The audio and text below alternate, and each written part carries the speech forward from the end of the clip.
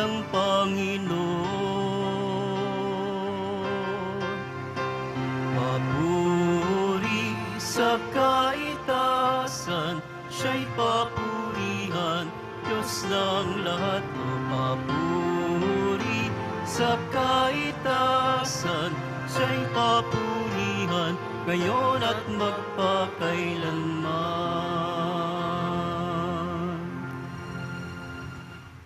Simulan natin ang ating pagdiriwang sa ngalan ng Ama at ng Anak at ng Espiritu Santo. Amen. Ang pagpapala ng ating Panginoong Hesukristo, ang pag-ibig ng Diyos Ama at ang pakikipagkaisa ng Espiritu Santo naway sumainyong lahat. At sumayo rin. Mga kapatid, ngayong araw na ito, atin pong ginugunita si Santa Escolastica, isang dalagang santa.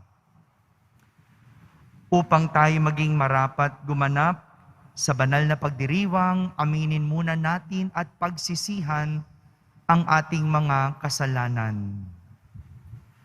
Inaamin ko sa makapangyarihang Diyos At sa inyo mga kapatid, nalubha akong nagkasala sa isip, sa salita at sa gawa at sa aking pagkukulang. Kaya'y sinasamo ko sa mahal na Birheng Maria, sa lahat ng mga anghel at mga banal, at sa inyo mga kapatid, na ako'y ipanalangin sa Panginoong ating Diyos. Kaawan tayo na makapangyarihang Diyos, patawarin tayo sa ating mga kasalanan at patnubayan tayo sa buhay na walang hanggan. Amen. Panginoon, kaawaan mo kami. Panginoon, kaawaan mo kami. Kristo, kaawaan mo kami. Kristo, kaawaan mo kami. Panginoon, kaawaan mo kami. Panginoon, kaawaan mo kami. Manalangin tayo. Ama naming makapangyarihan, buong galak naming pinararangalan ang alaala ni Santa Escolastica. Ang pagtingin namin sa kanya bilang huwaran sa katapatan ay magbunga nawa ng aming pagkakaroon ng maaasahang pag-ibig sa aming pagdilingkod sa iyo at sa pamumuhay sa walang maliw mong kagalakan. Sa pamamagitan ni Jesucristo, kasama ng Espiritu Santo, magpa sa walang hanggan. Amen. Magsiupo na po ang lahat.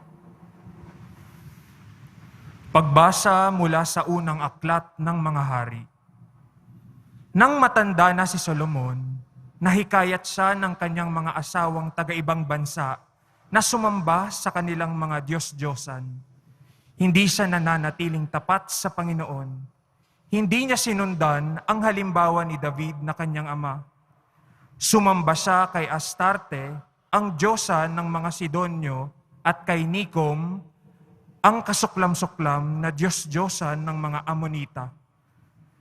Ginawa nga ni Solomon ang ipinagbabawal ng Panginoon at hindi niya sinundan ang halimbawa ng kanyang amang si David na naglingkod ng buong katapatan sa Panginoon.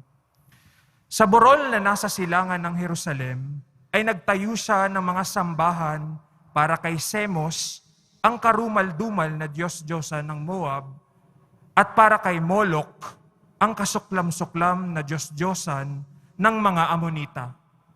Ipinagpagawa niya ng kanya-kanyang mga dambana ang mga Diyos-Diyosan ng lahat niyang mga asawang dayuhan, at ang mga ito'y nagsuob doon ng kamanyang at naghain ng mga handog. Nagalit ang Panginoon kay Solomon dahil sa ginawa niyang ito. 2 beses na nagpakita sa kanya ang Panginoon at pinagbawalan siyang maglingkod sa mga Diyos-Diyosan. Ngunit hindi niya pinansin ang Panginoon.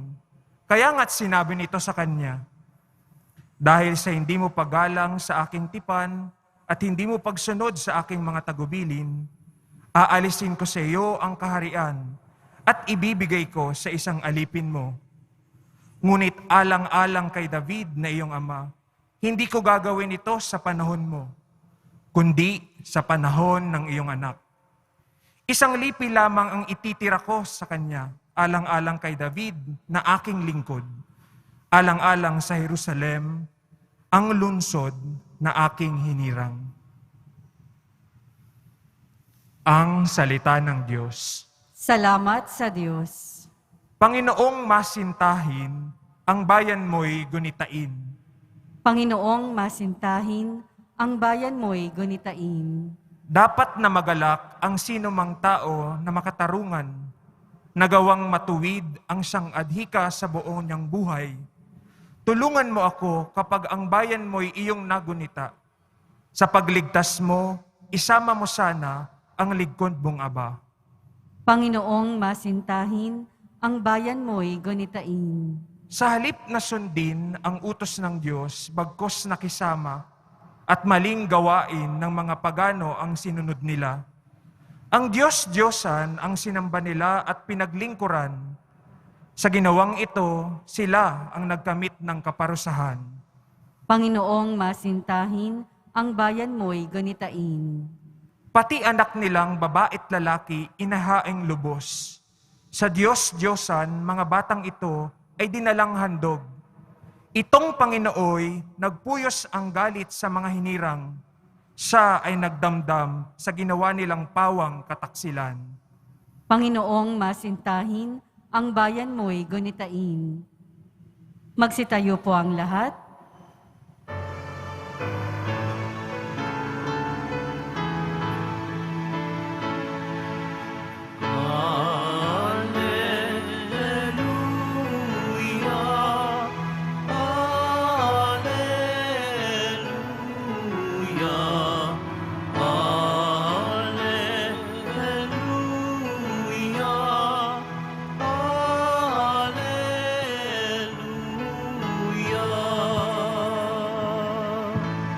Sa kababaan ng loob, dinggin ang salita ng Diyos upang kayo ay matubos. Alleluia, Alleluia,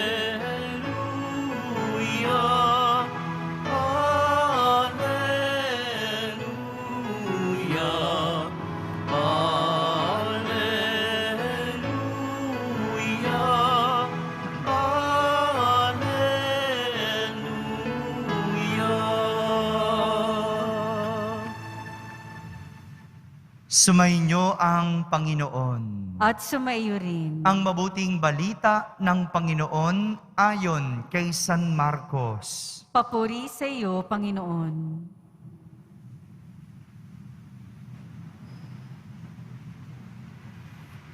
Noong panahong iyon, nagtungo si Jesus sa lupain ng Tiro at tumuloy sa isang bahay doon. Ayaw sana niyang malaman ni numan na naroroon siya. Subalit, hindi gayon ang nangyari. Ang pagdating niya'y nabalitaan ng isang inang may maliit na anak na babaeng inaalihan ng masasamang espiritu. Pumunta siya agad kay Jesus at nagpatira pa sa kanyang harapan. Ang babaeng ito'y hentil, tubo sa Syro-Phoenicia. Ipinamanhik niya kay Jesus na palayasin ang demonyo na nasa kanyang anak. Ngunit sinabi ni Jesus, kailangang busugin muna ang mga anak. Hindi dapat kunin ang pagkain ng mga anak upang ihagis sa mga tuta. Tunay nga po, Panginoon, tugon ng babae. Ngunit ang mga tuta mang nasa ilalim ng hapag ay naninimot ng mga mumong nalalaglag ng mga anak. Kaya't sinabi sa kanya ni Jesus, dahil sa sinabi mo, maaari ka nang umuwi. Iniwan na ng demonyo ang iyong anak. Umuwi ang babae at naratnan niya sa higaan ang bata, iniwan na nga ng demonyo. Mga kapatid, ang mabuting balita ng Panginoon. Pinupuri ka namin, Panginoong Heso Kristo. Magsiupo na po ang lahat. Magandang araw po sa inyong lahat. Isang babaeng hentil na taga Phoenicia ang lumapit kay Jesus at humiling habang ito ay nakadapa.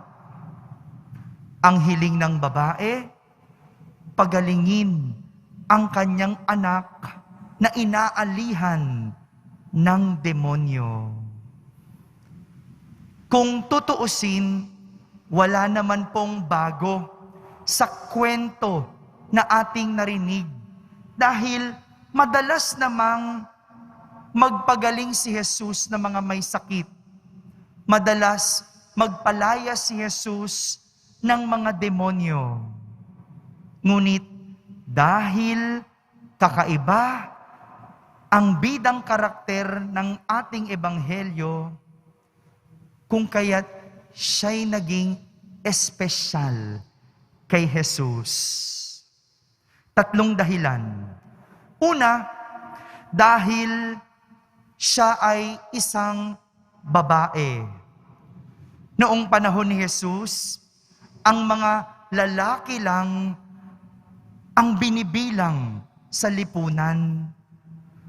Kung kaya't ang mga babae noon ay hindi masyadong mahalaga.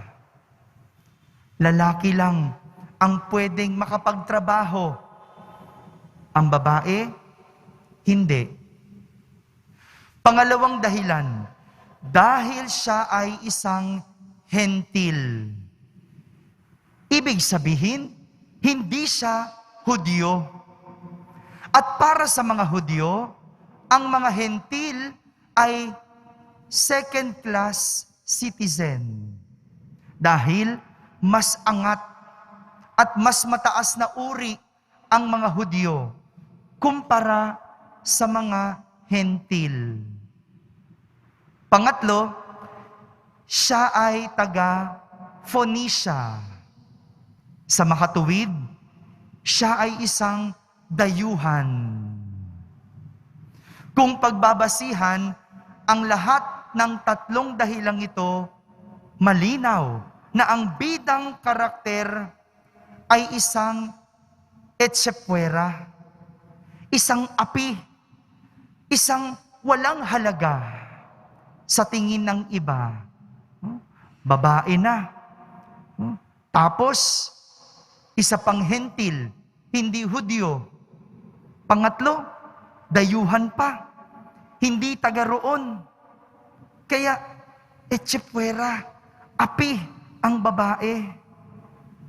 Pero kahit ganito, ang katayuan ng babae, siya ay pinaburan at pinagbigyan dahil sa kanyang kapakumbabaan at malaking pananalig kay Jesus. Tinanggap niya kahit mumu lang o tira-tira ang ibigay sa kanya. Gaya ng isang tutang naninimot ng mga nalalaglag na pagkain sa ilalim ng mesa. Ganito ang isang babaeng hentil na pinaburan ni Jesus. May kapakumbabaan at malaking pananalig kay Jesus. Samantala, isang kabaligtaran sa karakter naman ang ating narinig mula sa unang pagbasa. Kung sa ating ebanghelyo, etsepuera, api, yung babae.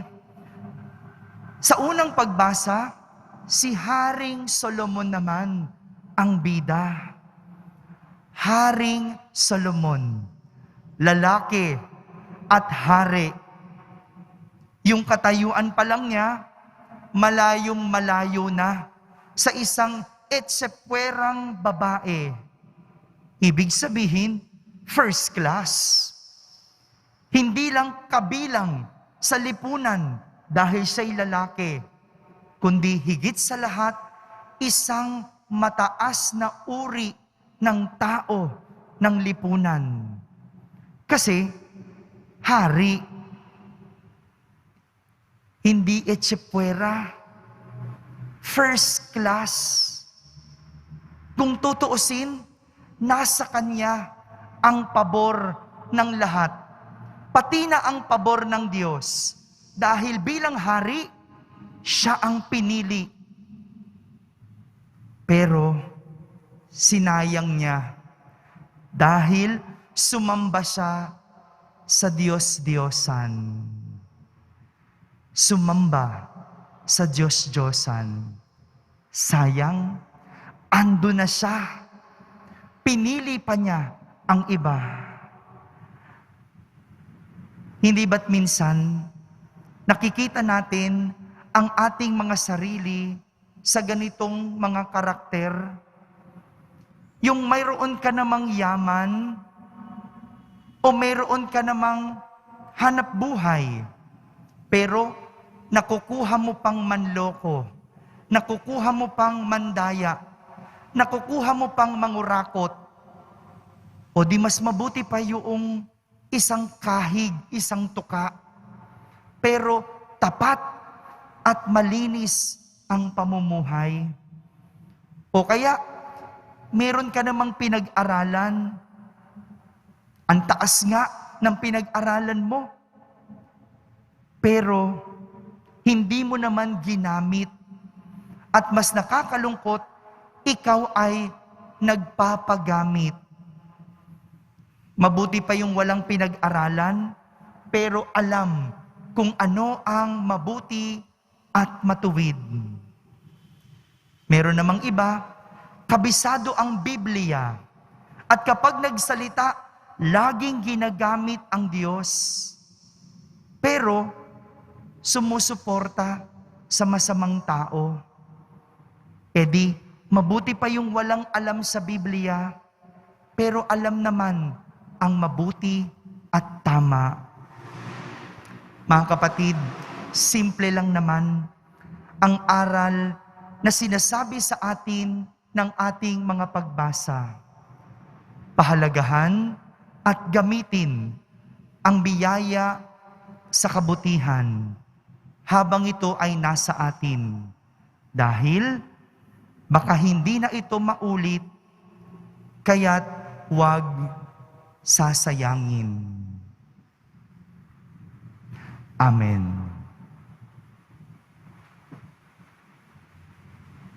Magsitayo po ang lahat. Minamahal kong mga kapatid, binuwag ni Jesucristo ang pader na naghihiwalay sa mga Hudyo at Hentil bilang isang sambayanan ng iisa, bago at walang hanggang tipan. Manalangin tayo sa Amang nagbubuklod sa atin at ating sambitin. Diyos ng lahat ng bansa, pakinggan mo kami. Diyos ng lahat ng bansa, pakinggan mo kami. Ang simbahan sa buong daigdig, naway maging daluyan ng awa, kapayapaan, at pag-ibig ng Diyos. Manalangin tayo. Diyos ng lahat ng bansa, pakinggan mo kami. Bilang komunidad ng mananampalataya, naway hindi tayo magkahati-hati dahil lamang sa mga simple o walang kwentang dahilan ng away. Manalangin tayo. Diyos ng lahat ng bansa, pakinggan mo kami. Ang mga inang nagiging balisa at nag-aalala tungkol sa kalusugan ng kanilang mga anak, naway huwag makalimot na tumawag kay Jesus. Manalangin tayo. Diyos ng lahat ng bansa, pakinggan mo kami. Ang mga may sakit at mga naghihingalo, naway makatagpo ng kaginhawahan sa Diyos ng pag-ibig at awa, manalangin tayo. Diyos ng lahat ng bansa, pakinggan mo kami. Sa katahimikan, ating ilapit sa Diyos ang ating mga pansariling kahilingan.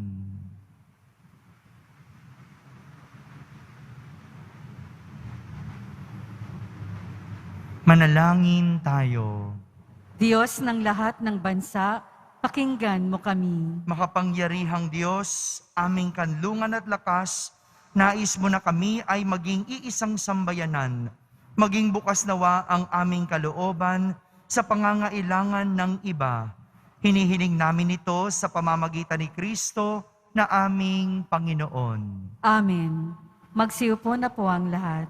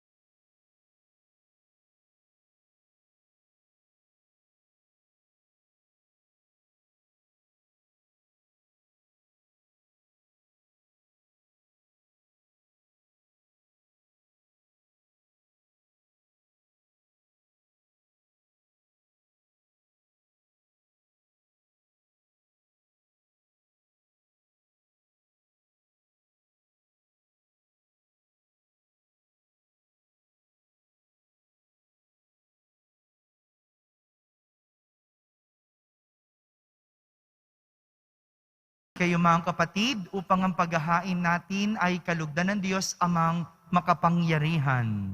Tanggapin nawa ng Panginoon itong paghahain sa iyong mga kamay, sa kapurihan niya at karangalan, sa ating kapakinabangan at sa buong sambayanan niyang banal.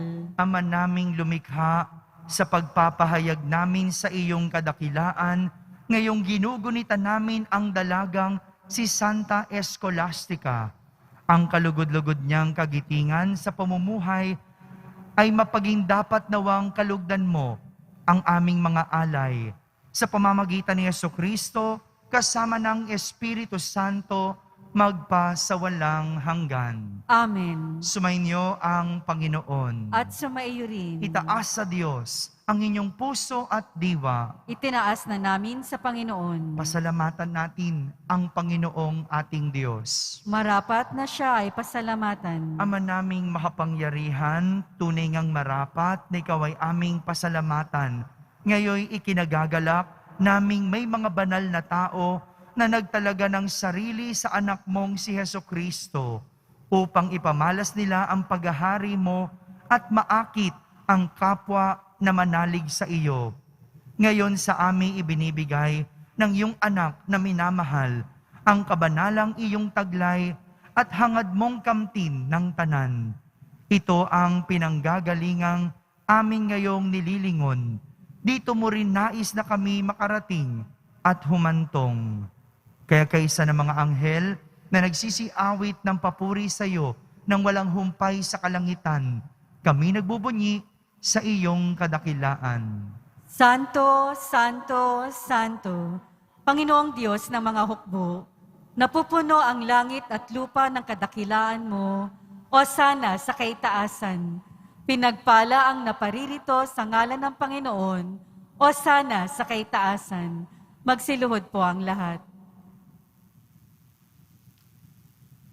Ama naming banal, ikaw ang bukal ng tanang kabanalan.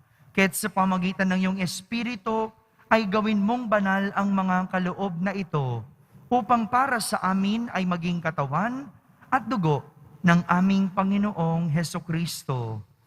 Bago niya, pinagtiis ang kusang loob na maging handog, hinawakan niyang tinapay, pinasalamatan kanya, pinaghati-hati niya iyon, iniabot sa kanyang mga lagad, at sinabi, tanggapin ninyong lahat ito at kanin. Ito ang aking katawan na inihahandog para sa inyo.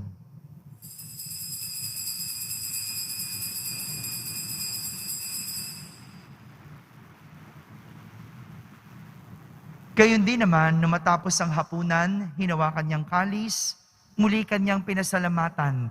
Iniabot niya ang kalis sa kanyang mga alagad at sinabi,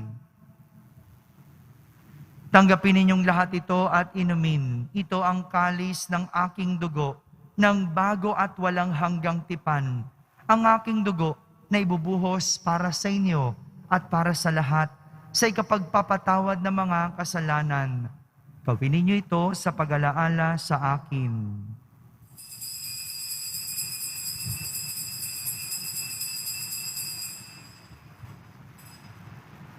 Magsitayo po ang lahat. Ipagbunyi natin ang misteryo ng pananampalataya. Si Kristo'y namatay, si Kristo'y nabuhay, si Kristo'y babalik sa wakas ng panahon. Ama, ginagawa namin ngayon ang pag-alaala sa pagkamatay at muling pagkabuhay ng iyong anak. Kaya't inaalay namin sa iyo ang tinapay na nagbibigay buhay at ang kalis na nagkakaloob ng kaligtasan. Kami nagpapasalamat dahil kami iyong minarapat na tumayo sa harap mo para maglingkod sa iyo. Isinasamo namin kaming magsasalo-salo sa katawan at dugo ni Kristo ay mabuklod sa pagkakaisa sa pamamagitan ng Espiritu Santo. Ama, lingapin mo ang iyong simbahang laganap sa buong daigdig. Puspusin mo kami sa pag-ibig kaysa ni Francisco na aming Papa at ni Jose na aming Obispo at ng Tanang Kaparian. Alalahanin mo rin ang mga kapatid naming nahimlay na may pag-asang sila'y muling mabubuhay, gayon din ang lahat ng mga pumanaw. Kawaan mo sila at patuloyin sa iyong kaliwanagan. Kawaan mo at pagindapating kaming lahat na makasalo sa iyong buhay na walang wakas. Kaysa ng mahal na Birhen Maria na ina ng Diyos, ng kabiyak ng puso niyang San Jose. Kaysa ng mga apostol at ng lahat ng mga banal na namuhay dito sa daigdig ng kalugod-lugod sa iyo, may pagdiwang nawa namin ang papupuri sa ikararangal mo sa pamamagitan ng iyong anak na aming Panginoong Hesukristo. Sa pamamagitan ni Kristo, kasama niya at sa Kanya, ang lahat ng parangal at papuri ay sa iyo, Diyos Amang makapangyarihan, kasama ng Espiritu Santo, magpa sa walang hanggan. Amen. Sa tagubilin ng mga nakahagaling na utos at turo ni Jesus na Panginoon natin at Diyos, ipahayag natin ng lakas loob. Ama namin, sumasalangit ka, Sambahin ang ngalan mo, mapasa amin ang kaharian mo. Sundin ang loob mo dito sa lupa para ng sa langit. Bigyan mo po kami ngayon ng aming kakanin sa araw-araw at patawarin mo kami sa aming mga sala para ng pagpapatawad namin sa nagkakasala sa amin.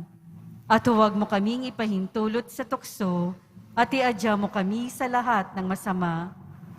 hinihiling namin kami iadya sa lahat ng masama, pagkalooban ng kapayapaan araw-araw, iligtas sa kasalanan at ilayo sa lahat ng kapahamakan. Samantalang aming pinananabikan ang dakilang araw ng pagpapahayag ng tagapagligtas naming si Heso Kristo. Sapagkat iyo ang kaharian at ang kapangyarihan at ang kapurihan magpakailanman. Amen. Panginoong Heso Kristo, sinabi mo sa iyong mga apostol, kapayapaan ang iniiwan ko sa inyo. Ang aking kapayapaan ang ibinibigay ko sa inyo. Tunghayan mo ang aming pananampalataya at huwag ang aming pagkakasala.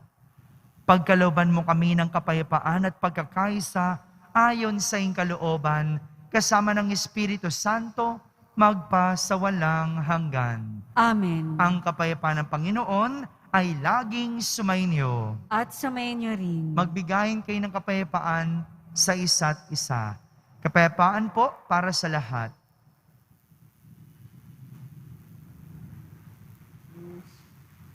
Kordero ng Diyos na nag-aalis ng mga kasalanan ng sanlibutan, maawa ka sa amin. Kordero ng Diyos na nag-aalis ng mga kasalanan ng sanlibutan, maawa ka sa amin. Kordero ng Diyos na nag-aalis ng mga kasalanan ng sanlibutan, Ipagkaloob mo sa amin ang kapayapaan. Magsiluhod po ang lahat.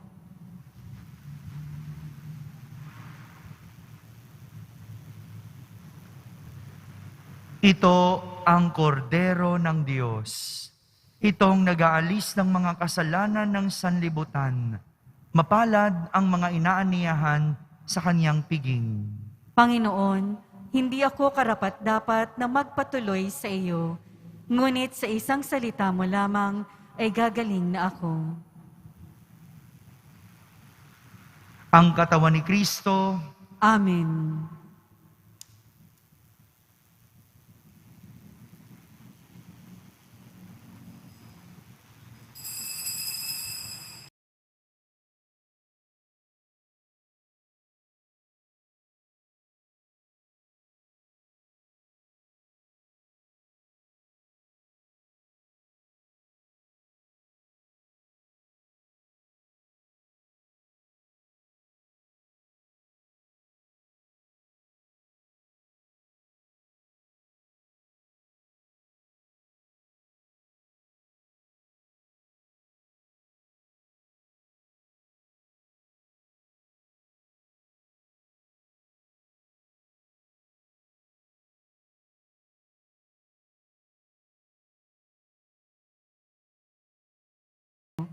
Magsitayo po ang lahat.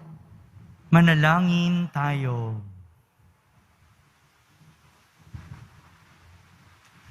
Ama naming mapagmahal, sa pagsasalo namin ngayon sa banal na pakikinabang, matulungan nawa kami ng ulirang katapatan ni Santa Escolastica upang tanging ikaw ang aming mahalin habang inaako namin ang malasakit ni Jesucristo kasama ng Espiritu Santo magpa sa walang hanggan. Amen. Noon. At sumainyo rin. Pagbabasbas ng Poong Yesus Nazareno. Mahal na Poong Yesus Nazareno, inihayag mo sa pamamagitan ng krus ang walang maliw na pag-ibig ng Diyos sa sangkatauhan. Pakinggan mo ang kahilingan ng iyong angkan na nagsusumamo sa iyo. Makamtanawan nila ang inyong katugunan at tanggapin ang kasagutan na may utang na loob na tinatanaw. Basbasan din po ninyo ang lahat na may karamdaman at nahihirapan. Sa pamamagitan ng bendisyon na ito, naway maalala nila ang mga pangako nila noon sa binyag, na ikaw ang kanilang iibigin at pagdilingkuran bilang Panginoon, magpa sa walang hanggan. Amen. At pagpalaing kayo ng makapangyarihang Diyos, Ama, Anak, at Espiritu Santo. Amen. Tapos na po ang ating pagdiriwang, humaiking taglay ang pag-ibig at kapayapaan ng Poong Yesus Nazareno. Salamat sa Diyos.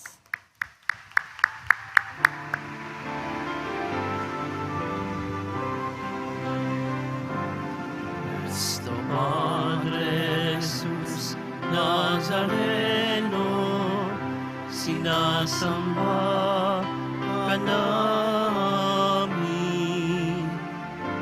pinipinto ka namin, aral mo ang aming buhay at kaligtasan.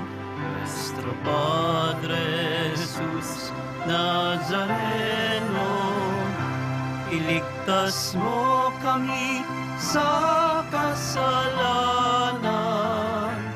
Ang krus mong kinamatayan ay sagisag ng aming kaligtasan. Nuestro Padre Jesus Nazareno, inarangal ka namin. Nuestro Padre Jesus Nazareno, niluluwalhati ka namin. Nuestro Padre